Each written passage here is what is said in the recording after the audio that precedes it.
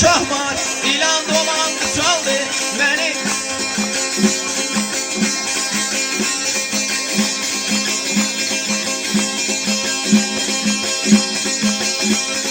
Rendan üstümü yana maşrun geler de yana.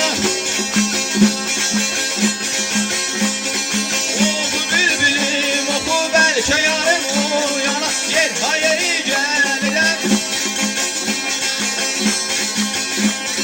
Kesmala güller irem aşk boynuyla yerile yar derdiyle ölürem.